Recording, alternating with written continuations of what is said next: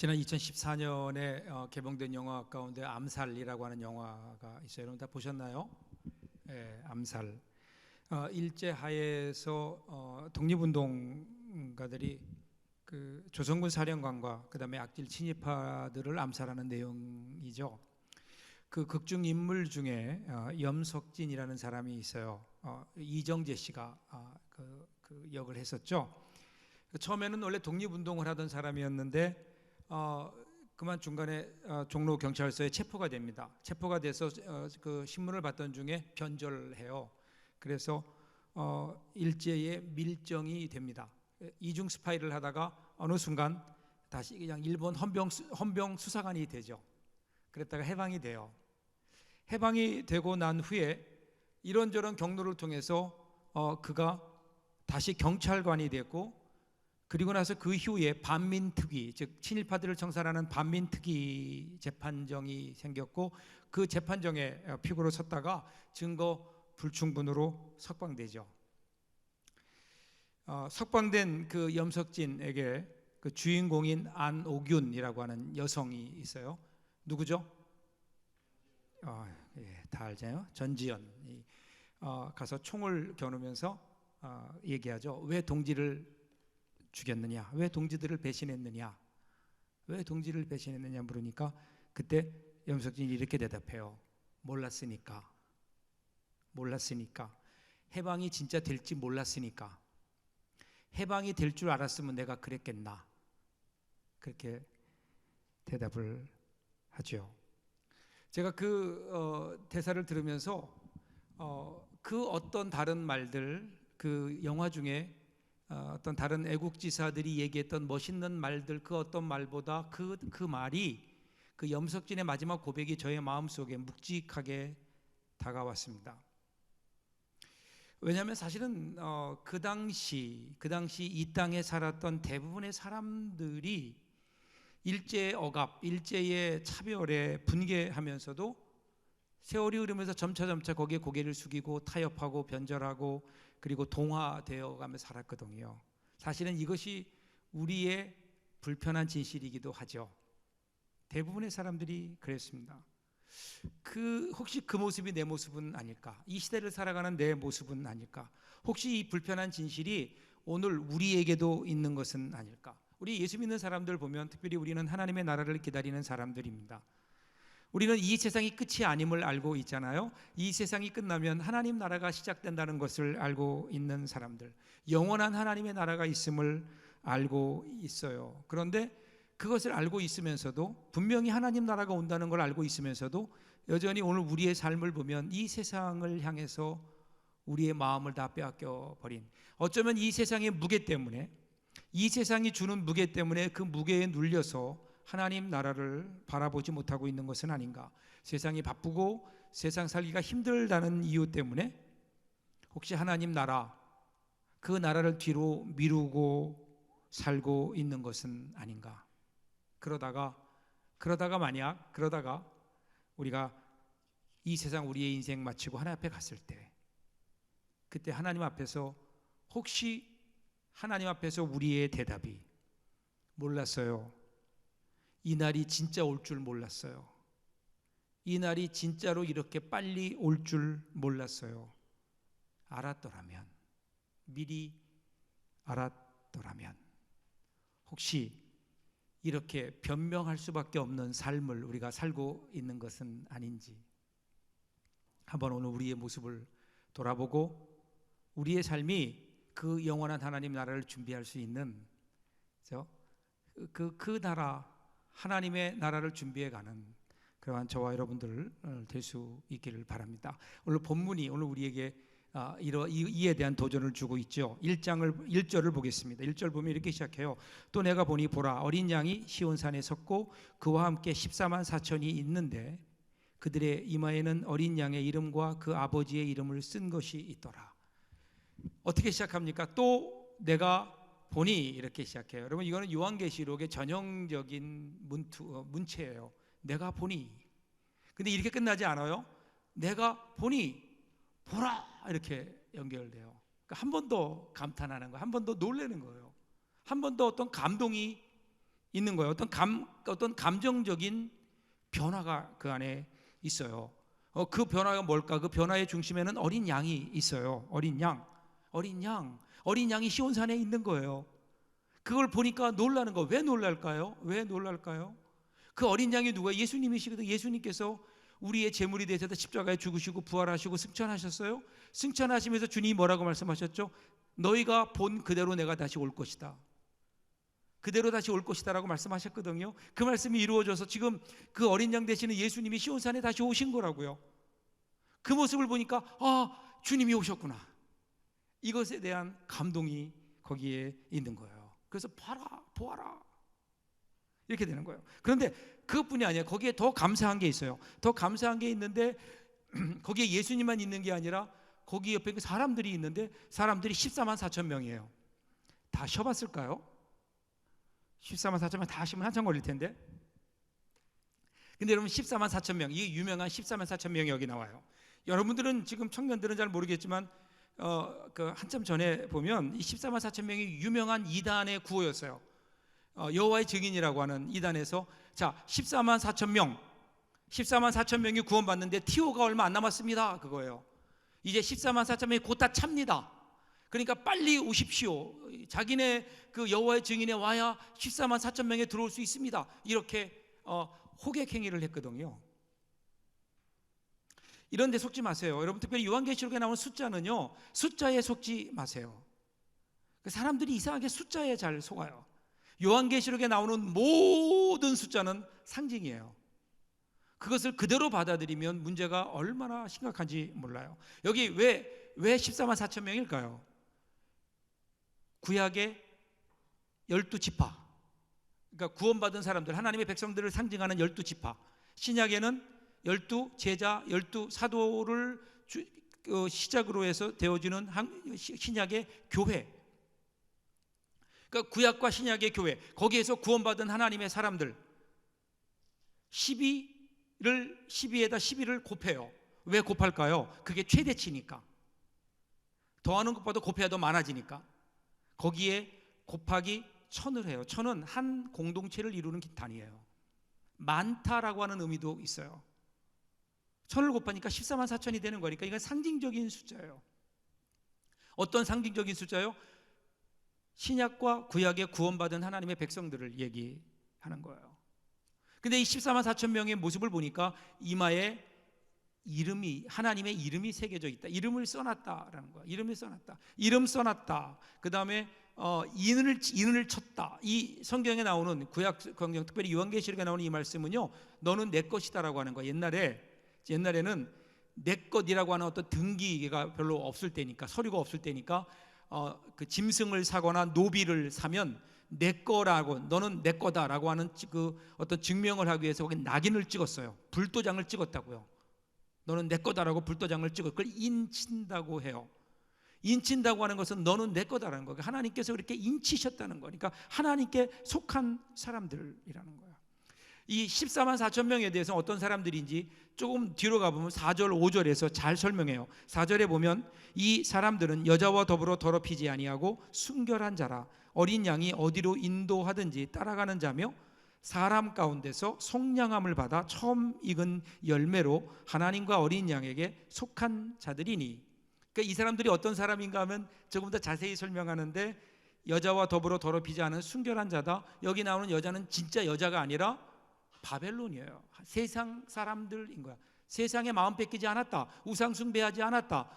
세상에 마음 뺏기지 않고 하나님만 섬겼다. 하나님을 향한 믿음의 정절을 지켰다. 그런 말이에요. 그러니까 이런 사람들은 당연히 어린 양이 어디로 인도하든지 따라가는 사람이에요. 하나님의 인도하심에 순종하는 사람들인 거예요. 그러니까 세상으로부터 자기를 지키는 것은 물론이고 하나님이 원하시는 것, 하나님이 예수 그리스도께서 가시는 십자가의 길을 따라가는 사람, 적극적으로 주님이 원하시는 일을 하는 사람, 이런 사람들은 하나님께 속한 사람이 되는 거죠. 여기 첫 열매라고 얘기했는데, 이 첫 열매, 처음 익은 열매, 이것은 구약에서는 언제나 첫 열매, 처음 익은 열매는 하나님께 드려지게 돼 있어요. 하나님의 것이에요. 하나님께 속했다라는 거예요. 하나님께 속한 사람으로서 5절 보세요. 그 입에 거짓말이 없고 흠이 없는 자들이더라. 이 말씀은요, 도덕적으로 말이 없다, 거짓말을 안 한다, 이런 의미가 아니고, 사실은 스바냐 3장 13절, 스바냐 3장 13절에 보면 이런 말씀이 나오죠. 이스라엘의 남은 자는 악을 행하지 아니하며 거짓을 말하지 아니하며 입에 거짓된 혀가 없으며 먹고 누울지라도 그들을 두렵게 할 자가 없으리라. 이것은 뭐냐면 남은 자에 대한 그 스바냐 예언자의 그 예언에 대한 그 어떤 예언의 성취가 되는 거예요. 그러니까 남은 자라는 거예요. 정리해 보면 그런 거예요. 이 14만 4천 명이 누구냐? 그러면 이 세상에 대해서 세상 때문에 하나님을 배반하지 않은 사람이에요. 예수 그리스도의 십자가의 길을 동참한 사람이에요. 따라가는 사람이에요. 하나님께 속한 사람이에요. 끝까지 이러한 일들에 대해서 포기하지 아니하고 그 고난과 환난 가운데서도 하나님 편에 섰던 사람. 그래서 이 세상에 사는 동안 끝까지 주님 붙들고 살았던 사람, 남은 자, 끝까지 포기하지 않았던 사람, 인생이 힘들고 고단하기 때문에 그만큼 주님을 붙들 수밖에 없었던 사람, 주님이 희망이 되었던 사람. 그래서 주님께서 드디어 오셔서 그들의 눈에 눈물을 씻어주시고 그동안의 고난에 대해서 주님이 위로해 주시기에 이제는 너무 기뻐서 주님 곁에서 주님과 함께 찬양하는 사람, 이 14만 4천 명이에요. 지금 요한이 그 14만 4천 명과 어린 양 되시는 예수님을 보는 거예요. 그러면서 너무 감동하는 거예요. 왜 감동했을까요? 여러분, 어쩌면 요한이 14만 4천 중에 자기의 얼굴을 발견했기 때문이 아닐까요? 그 14만 4천 중에 보니까, 환상 중에 보니까 거기에서 어린 양 되시는 예수님께 감사의 찬양을 올려드리는 그 찬양을 하는 자신의 모습을 보면서 요한이 감동하면서 보라. 오늘 저와 여러분에게도 이런 감동이 좀 있었으면 좋겠어요. 여러분들이 환상 중에라도 그런 걸 좀 봤으면 좋겠어요. 이 14만 4천 중에 저와 여러분이 속해서 우리도 하나님을 찬양하는 그 14만 4천 중에 우리의 모습이 보일 수 있다면, 여러분 그것을 볼 수 있는 귀한 은혜가 저와 여러분들에게 있기를 주님의 이름으로 축복합니다. 그럴 때 우리는 얼마나 힘이 날까요? 자, 그런데 이 사람들이 뭐 하고 있다고요? 2절로 갑니다. 내가 하늘에서 나는 소리를 들으니 많은 물소리와도 같고 큰 우레소리와도 같은데 내가 들은 소리는 검은 고 타는 자들이 그 검은 고를 타는 것 같더라. 여러분, 우리가요 요한계시록 읽을 때 어려운 게 뭐냐면 표현되고 비유되는 것들이 이 시대 것이 아니라 2000년 전 거예요. 그러니까 우리가 이해하기가 어렵죠. 이해하기 쉽게 이런 거예요. 어느 날 내가 하늘을 봤는데 하늘에 예수님이 계시고 예수님 옆에 14만 4천 명이 서 있는데 그들이 노래를 해요. 노래를 하는데 그게 막 오케스트라 소리처럼 막 들리는 거예요. 오케스트라가 연주하는 노래처럼. 막 그 뉴욕 오케스트라가 와서 막 그 음악을 연주하고 노래하는 것처럼 웅장한 소리가 막 들리더라는 거예요. 이 세상에 들어보지 못한 최고의 위대하고 그리고 웅장한 소리가 막 들리더라, 그 얘기예요. 지금 그거를 표현하고 있는 거예요. 그것을 3절에서 이렇게 설명해요. 그들이 보좌 앞과 내 생물과 장로들 앞에서 새 노래를 부르니 땅에서 속량함을 받은 14만 4천 밖에는 능히 이 노래를 배울 자가 없더라. 이 노래를 들은데 그 노래가 뭐예요? 새 노래라는 거예요. 새 노래. 여러분, 이 새 노래라고 얘기할 때 새 노래가 어떤 노래일까요? 새 노래? 여러분, 그 헬라어를 보면, 이 신약 성경에 써진 헬라어를 보면 새롭다라는 말이 두 단어가 있어요. 하나는 네오라는 거예요. 네오라는 게 여러분 아시죠? 네오 플라토니즘 할 때 네오에서 어떤 말이 나왔을까요? 뉴라는 말이 나왔어요. 새로운. 근데 또 하나 단어가 있는데 그 단어는 카이네라는 단어예요. 이 카이네라는 단어도 새로운 건데 이거는 질적으로 다른 거예요.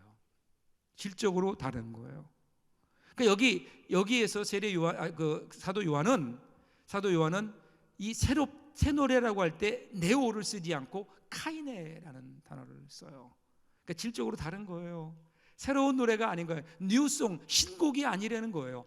그러니까 우리가 새 노래라고 하는 것은 날마다 우리가 새로운 곡조, 새로운 가사, 이러한 뉴송을 불러야 된다는 것이 아니라 전혀 다른 바꿔 얘기하면 새로운 마음으로 새로운 사람이 부르는 노래인 거예요. 같은 사람이 부르더라도 새롭게 불려지는 노래. 새롭게 불러지는 노래. 어떻게 새로워지게 될까요? 오늘 성경은 그것을 땅에서 속량함을 받은 14만 4천밖에는 능히 이 노래를 배울 자가 없더라. 속량함을 받은 사람. 속량이 뭐죠? 구원하는 거예요. 죽을 수밖에 없는 땅에서 구원받은 사람, 구원받은 감격, 구원받은 것에 대한 감사. 누가 이 노래를 부를 수 있다고요? 누가 이 새로운 노래를 부를 수 있다고요? 새로운 노래를 부를 수 있는 사람은요, 이 노래를, 천국의 노래를 부를 수 있는 사람은 하나님 구속의 은혜를 경험한 사람들. 그것은 하늘에 있든지 땅에 있든지, 우리가 오늘 이 땅을 살아가지만 이 땅에서라도 우리가 14만 4천 명과 같이 예수 그리스도의 십자가의 은혜를, 우리들이 그 은혜를 알고 그 은혜에 감격하고 그 은혜에 감사할 수 있다면, 그러면 오늘 우리도 이 땅에서 14만 4천 명이 하늘에서 불렀던 그 노래를 오늘 우리도 부를 수 있지 않을까요? 그 생명의 노래, 그 생명의 노래. 오늘 우리가 불러야 되는 노래가 사실은 이 노래 아닐까요? 이 세상을 보세요. 이 세상을 보면요, 생명의 노래가 없어요. 모두가 다 죽겠다는 소리뿐이고, 이 세상은 모두가 욕심과 전쟁과 그리고 분열 때문에 세상은 점점 못 살겠다, 세상은 점점 더 어려워져만 가는데, 오늘 우리 그리스도인들이, 저와 여러분들이 이 세상을 향하여 이 생명의 노래, 이 하늘의 노래를 부를 수 있다면, 여러분, 이 세상 속에 새로운 생명의 역사들이 일어나지 않을까요? 여러분, 이것이요, 사실은 성탄절이에요. 성탄절 기억하시죠? 첫 번째 성탄절 밤에 하늘로부터 천사들이 내려와서 노래했잖아요. 평화가 없는 이 땅에 하늘에는 영광, 땅에는 평화. 오늘 우리가 그 찬송을 불러야 되지 않을까요? 하늘의 영광을 가지고, 예수 그리스도의 구속에 대한 감사를 가지고, 그 감사를 노래할 때 이 노래가 새로운 생명이 되어서 평화가 없는 이 땅의 평화를, 소망이 없는 이 땅의 소망을 꽃피울 수 있는 노래, 오늘 저와 여러분이 부르는 노래, 그 노래, 오늘 저와 여러분이 이 노래를 불러야 되지 않을까요? 우리가 조용하니까, 우리가 부르지 않으니까 여러분, 이 세상이 더 어려워져 가고 있는 것은 아닌가. 한 사람이 길을 가는데 그 꾀꼬리가 풀이 죽어서 이렇게 그늘에 앉아 있더래요. 그래서 물었대요. 야, 너 왜 이렇게 풀이 죽어 있니? 너 요즘 노래도 안 하고 왜 이렇게 풀이 죽어 있니? 그랬더니 꾀꼬리가 불평 어린 모습으로 이렇게 얘기하더래요. 내가 아무리 부르면 뭐예요? 저 개구리들 소리가 너무 커서 내 노래 소리는 들리지도 않는데요. 그랬더니 그때 그 사람이 이렇게 대답합니다. 야, 네가 조용히 하니까 개구리 소리가 더 크게 들리잖아. 네가 조용히 하니까 개구리 소리가 더 크게 들리잖아. 그렇지 않을까요, 여러분? 오늘 우리가 조용히 하니까 이 세상에는 죽음의 노래만 가득한 것은 아닐까요? 성탄절을 맞이하면서 오늘 저와 여러분의 마음속에, 여러분의 삶 속에 이 생명의 노래가 울려 퍼질 수 있기를 주님의 이름으로 축복합니다. 하나님이 주신 구원의 감격의 노래, 생명의 노래, 생명의 노래. 자, 그런데 그 반대도 있어요. 자, 첫 번째 환상, 지금 우리가 지금까지 봤던 첫 번째 환상은 시온산에 선 어린 양, 그리고 그와 함께 14만 4천 명이 노래하는 내용이에요. 당연하죠. 예수님이 다시 오셨어요. 구원받은 사람에게는 얼마나 감사한 일이에요. 그런데 그렇지 않은 사람들도 있어요. 구원받지 못한 사람들, 그 사람들에게는 그것이 심판이기 때문에 그렇습니다. 자, 그래서 세 천사가 이제 또 메시지를 전합니다. 7절 보세요. 첫 번째 천사입니다. 그가 큰 음성으로 이르되 하나님을 두려워하며 그에게 영광을 돌리라. 이는 그의 심판의 시간이 이르렀음이니 하늘과 땅과 바다와 물들의 근원을 만드신 이를 경배하라 하더라. 창조주 하나님이 심판주 하나님이신 거예요. 당연한 거예요. 왜냐하면 이 세상을 시작하신 분이 하나님이세요. 그러면 이 세상을 마치시는 분도 하나님이신 거예요. 하나님은 창조주이시면서 동시에 심판주이신 거예요. 하나님께서는 역사를 통해 그렇게 역사해 오셨어요. 여러분, 인류 역사를 보면요, 사실은 인간들이 죄를 짓고 그 죄에 대해서 하나님께서 진노하시는, 하나님께서 심판하시는 내용이라고 해도 과언이 아닐 정도로 이 땅의 역사는 그렇게 이루어져 왔어요. 그리고 여러분 가만히 보세요. 지금까지 보면 기독교의 복음이 이거 아니었나요? 회개하라, 천국이 가까워 왔느니라. 예수님께서 하신 말씀이 이거예요. 회개하라고, 돌아오라고요. 천국이 가까워 왔다고요. 지금까지 그렇게 외쳤던 거예요. 그런데 지금 이 천사, 오늘 14장에 나오는 이 천사는요, 이제 그 마지막인 거예요. 마지막. 하나님께서 그동안 2000년 동안 계속해서 회개하라 천국이 가까웠다고 외치셨던 그 복음을 이제 이 천사를 보내셔서 마지막으로 외치시는 거예요. 마지막으로. 그러면서 한 명이라도 구원하기를 원하시는 하나님의 안타까운 마음이 거기에 있죠. 이 천사가 이렇게 외칩니다. 이제 마지막으로 심판을 외쳐요. 그리고 나서 8절 보세요. 8절 보니까 또 다른 천사가 나타나네요. 또 다른 천사고 둘째 천사가, 또 둘째가 그 뒤를 따라 말하되 무너졌도다 무너졌도다 큰 성 바벨론이요 모든 나라에게 그의 음행으로 말미암아 진노의 포도주를 먹이던 자로다 하더라. 자, 회개를 외친 처음 천사의 메시지에 이어서 두 번째 천사는 아예 이제 멸망할 거다 그러는 거예요. 무너졌도다 무너졌도다 큰 성 바벨론이요.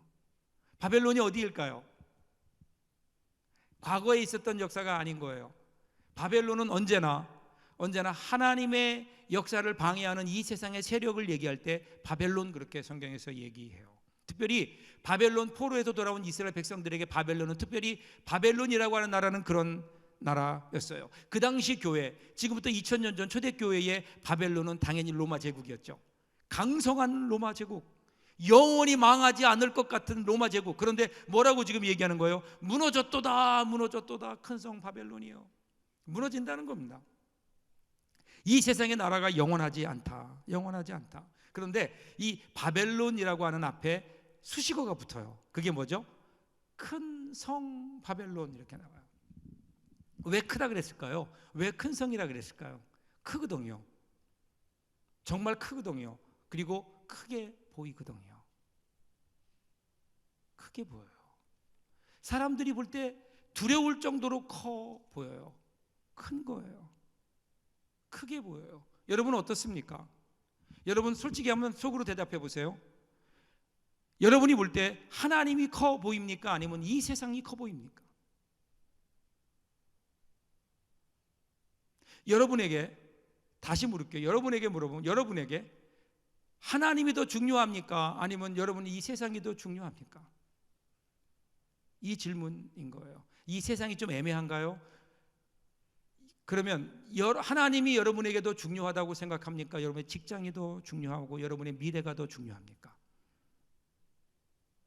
한번 솔직하게 여러분 한번 스스로 대답해 보세요. 마음속으로. 과연 나에게는 진짜 큰 게 뭔가? 여러분 신앙이 뭘까요? 신앙은요 하나님이 크게 보이는 게 신앙인 거예요. 우리가 살고 있는 이 세상보다, 직장보다, 그 어떤 것보다 하나님이 크게 보이는 거예요. 하나님이 커 보여야 되는 거예요. 만일에 하나님보다 세상이 더 커 보인다 그러면 어떻게 될까요? 세상에 치일 수밖에 없죠. 그 문제에 눌리고 절망할 수밖에 없는 거예요. 하나님이 커 보여야 됩니다. 하나님을 두려워하면 세상이 두렵지 않아요. 세상이 두렵지 않은 용기가 생긴다고요. 그런데 하나님이 두렵지 않으면, 그리고 세상이 두려우면, 그러면 세상에 칠 수밖에 없다니까요. 하나님을 두려워할 때 거기에 하나님께서 이 세상을 이길 수 있는 용기를 주시고 지혜를 주시는데, 우리는 그 크신 하나님을 바라보지 못한 채 세상만 바라보고 그 세상의 크기에 우리가 위축되어서 그래서 세상에 눌려 살고 있는 것은 아닌가. 하나님은 우리가 그렇게 살기를 원치 않으세요. 그래서 말씀하시는 거예요. 무너졌도다 무너졌도다 큰 성 바벨론이요. 무너진다고요. 여러분 이 세상이 무너져요. 이 세상이 영원하지 않아요. 그러므로 거기에 소망 두지 말라는 거예요. 그리고 나서 세 번째 천사가 등장해요. 9절입니다. 또 다른 천사하고 셋째가 그 뒤를 따라 큰 음성으로 이르되 만일 누구든지 짐승과 그의 우상에게 경배하고 이마에나 손에 표를 받으면, 이렇게 나와요. 세 번째 천사가 날면서 뭐라고 얘기하나요? 우상에게 경배하고 이마나 손에 표를 받는다는 것, 받으면 어떻게 돼요? 그 무슨 의미일까요? 여기다 무슨 문신을 받는 걸까요? 여기다가 무슨 바코드를 받는 걸까요? 그런 의미가 아니에요. 인친다라고 하는 것은 소유가 되는 거예요. 속한다는 의미예요. 내가 하나님께 속한다는 거예요. 하나님께 인침받았다는 게 하나님께 속한 거라면 여기 나오는 대로 우상에게 경배하고 그 이마나 손에 표를 받았다고 하는 것은 우상에 속했다는 거예요. 하나님께 속하지 않고 세상에 속했다는 거예요. 그러므로 여러분, 신앙이라는 것은 뭘까요? 신앙은 내가 어디에 속했느냐의 싸움이에요. 나의 정체성의 싸움이에요. 내가 하나님의 사람으로 하나님께 속해서 살 것인가, 아니면 사탄에게 속해서 사탄의 자녀로 살 것인가. 여러분, 둘 중에 하나인 거예요. 중간은 없어요. 중간은 없어요. 하나님의 사람으로 살든지 아니면 이 세상 사탄의 소유로 살든지, 중요한 것은 이것이 우리의 영원한 운명을 가른다는 거예요. 그래서 사탄의 편에, 사탄에 속해 살면 10절 11절 보세요.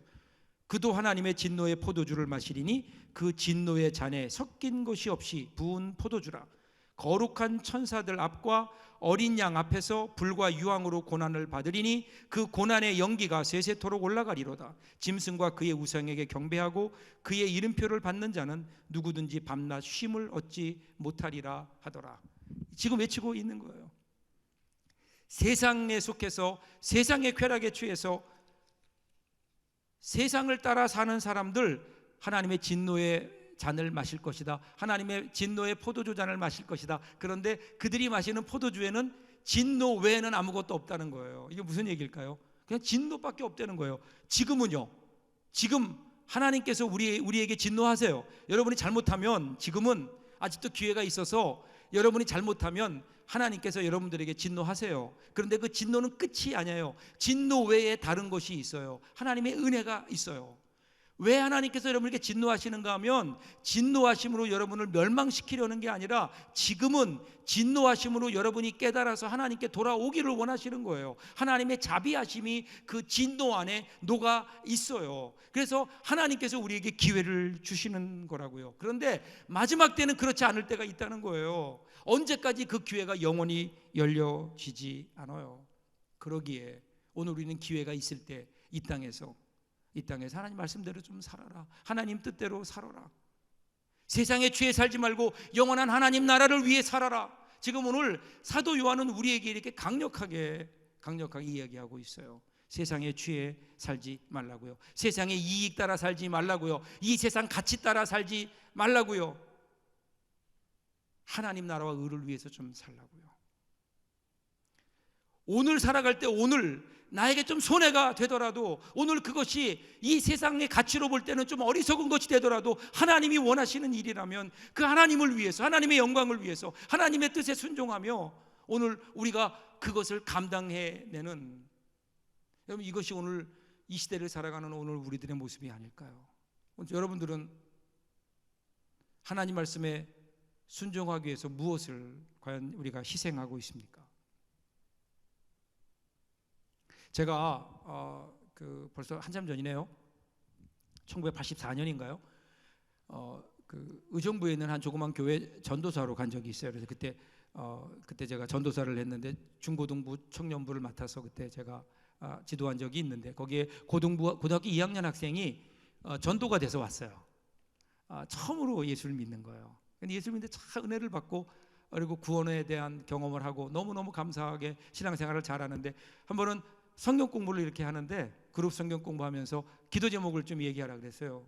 그때 마침 제가 기억하기로는 성결한 삶, 깨끗한 삶에 대한 그러한 성경 공부를 했는데, 끝난 다음에 기도 제목을 얘기하라니까 이 아이가요, 갑자기 눈물이 글썽해지더니 전도사님, 저를 위해서는요 우리 집이, 우리 아빠 하는 사업이 좀 망하게 해주세요, 이렇게 기도하는 거예요. 기도 제목이 아빠 사업 망하게 해달라는 거예요. 그래서 무슨 소린가 했더니 그 아버지가 무슨 사업을 하는가 하면 술집을 해요. 술집도 보통 술집이 아니라 이렇게 아가씨들 이렇게 놓고 의정부에서 미군 부대가 있었으니까 미군들을 상대로 하는 그러한 술집이었어요. 그런데 이 아이의 마음속에 예수 믿고 나니까 그게 너무 마음속에 걸리는 거예요. 하나님이 기뻐하시지 않다는 걸 안 거예요. 그래서 자기 아버지 사업 망하게 해달라는 거예요. 그분이 사업을 꽤 크게 하거든요. 그 망하면 자기도 힘들 텐데 이 아이가 망하게 해달래요. 그래서 같이 기도했어요. 그래서 저는 잊어버렸어요. 그리고 저는 교회를 이제 1년 사임하고 미국에 들어오기 위해서 준비하고 있는데 어느 날 전화 왔어요. 이 아이가 전화하더니, 목사님, 전사님, 역시 하나님은 살아계세요. 하나님이 우리 기도에 응답하셔서 우리 아버지 망했어요. 그러는 거예요. 근데 그때 눈물이 제가 확 나더라고요. 잊어버리고 있었는데. 눈앞에 보이는 어떤 이익이 아니라 하나님이 무엇을 기뻐하실까에 더 큰 가치를 두고 살아가는 사람, 이게 여러분 믿음 아닐까요? 오늘 우리가 이 세상을 살면서 이런 좀 멋있는 신앙생활을 좀 해야 되지 않을까요?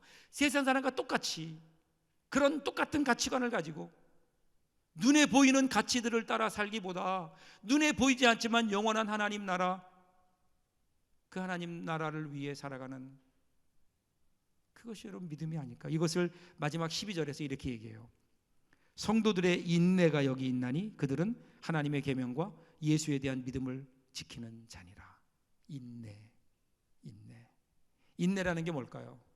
인내는 믿음으로 끝까지 참고 견디는 거예요. 그냥 내 악으로 견디는 게 아니에요. 믿음으로 하나님의 약속이 있기에.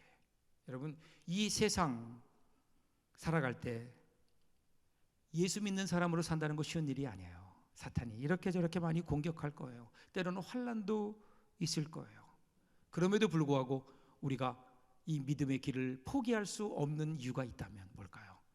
우리에게는 영원한 본향, 내가 걸어가는 믿음의 길의 끝에는 우리 주님이 계시고 거기에 우리가 갈 영원한 하나님의 나라가 그곳에 있기 때문에 이 세상에 가는 길이 조금 힘들더라도 고난이 있더라도 그곳을 향해 가기에 결코 포기하지 않는, 참고 인내하며 가는, 이것이 믿음의 길이 아닐까요? 이것이 여러분 믿음의 길인 거예요. 사랑하는 여러분, 신앙생활이요, 신앙생활이 꼭 꽃길만 걸어가는 거 아니잖아요. 여러분, 진짜 좋은 길은 어떤 길인 줄 아세요? 가는 길이 어떤 길이냐 하는 게 중요한 게 아니에요. 그 길의 끝이 어디에 있느냐는 거예요. 아무리 여러분 8차선 고속도로로 포장되어 있는 길이더라도 그 길이 멸망하는 길이면 그 길은 나쁜 길인 거예요. 그런데 걸어가는 그 길이 가시밭길이고 때로는 돌밭길이고 때로는 험한 길이다 하더라도 그 길의 끝이 성공의 길이고 그것이 영생의 길이면, 축복의 길이면, 여러분 그 길이 축복의 길이고 축복의 길이며 그 길이 우리가 가야 될 길이 아닐까요? 주님은 지금 그 길을 오라고 하시는 겁니다.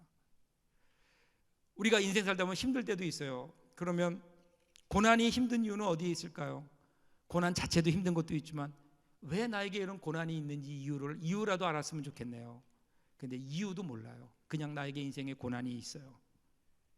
그럴 때 어떻게 될까요? 인생에 고난이 있는데 고난의 뜻도 모르고 나에게 인생에 고난이 있을 때, 그때는요 하나님께 맡기는 거예요.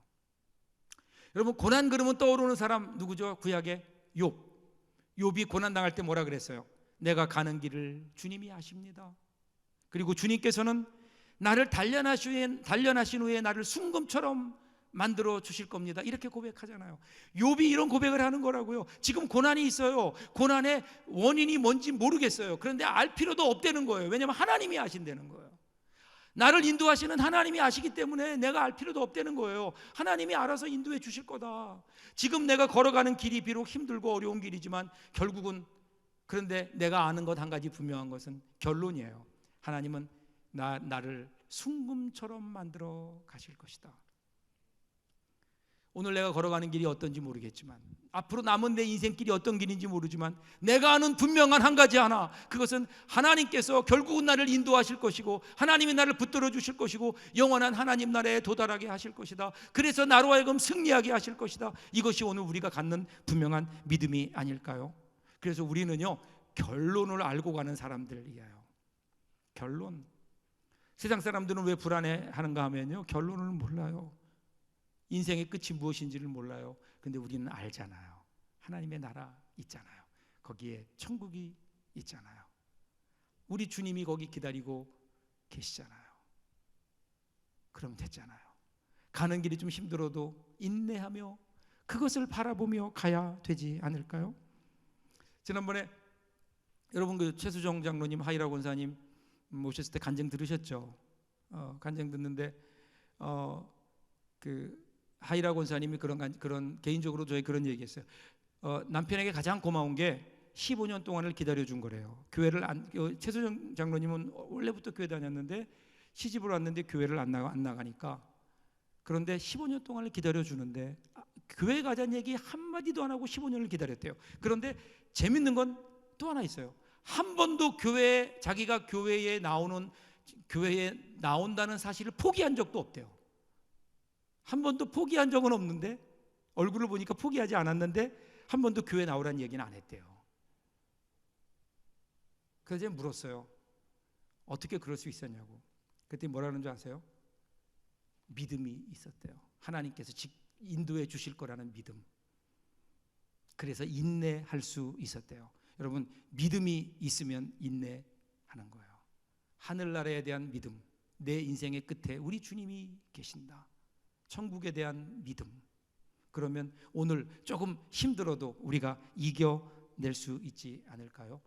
전능하신 하나님, 그 하나님, 우리의 길을 인도하시는 그 하나님 앞에 우리의 남은 인생길을 맡기고 힘있게 살아가는 우리 귀한 우리 산부 예배 모든 우리 예배드리는 예배자들 될 수 있기를 주님의 이름으로 축복합니다. 기도하겠습니다.